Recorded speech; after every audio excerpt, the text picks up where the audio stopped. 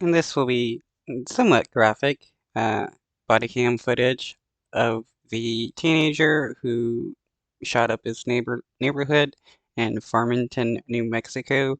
The person had like over like 14, well, 12 to 14 weapons in total that he owned, and over like 1,400 and ammo, and that's just crazy. He did this like before his graduation.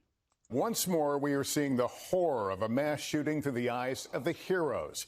Days after a teenage shooter randomly killed 3 elderly women, police in Farmington, New Mexico have released dramatic body camera video capturing the daring actions of police officers. In scenes we should warn you may find upsetting, the video captures officers rushing toward the danger, their long guns extended in front as one officer confronts and takes down the shooter.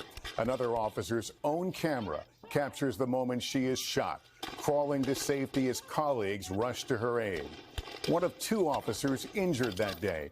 The scenes, just some of the images helping investigators piece together the actions of the young man who at one point appears to dare officers to take him on. Aaron McLaughlin takes us through it.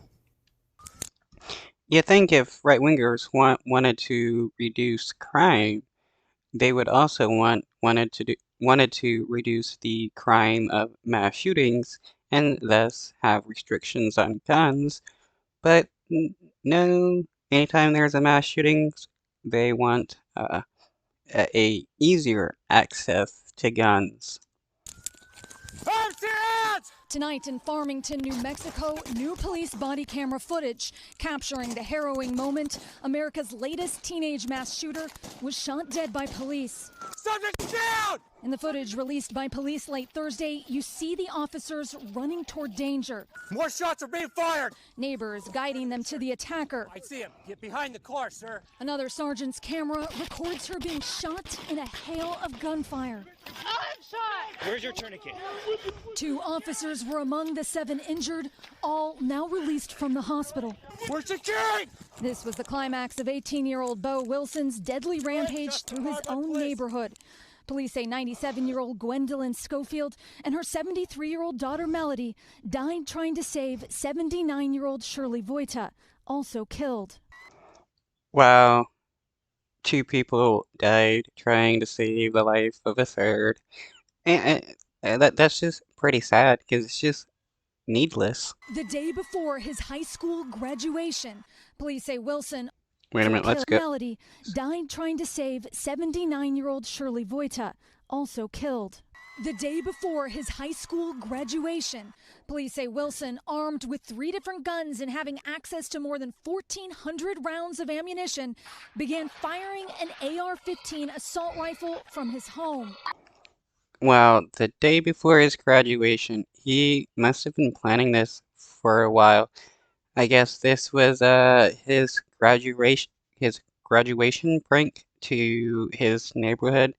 Bad joke there, but this is just really sad that he did this, and it's a teenager. It's not just some, random gangbanger or some, uh, immigrant criminal or whatever, like right-wingers want to paint as the violent criminals. This is just a teenage high schooler who had legal access to guns. He fired more than 140 bullets before dropping the AR-15 and moving down the block, firing at random homes and cars. He is yelling on the ring footage, come kill me. Police say Wilson was initially wearing a bulletproof vest modified to include steel plates. Before taking it off for his last stand with police, the motive remains unclear. Their only clue... It sounds like he may have been suffering from a lot of some mental issues if he was screaming for somebody to come kill him. This chilling note found on his body saying, "I'm at the end of the chapter." Wow, see, yeah, there's a number of people who do this. They suffer from mental illnesses, have access to guns.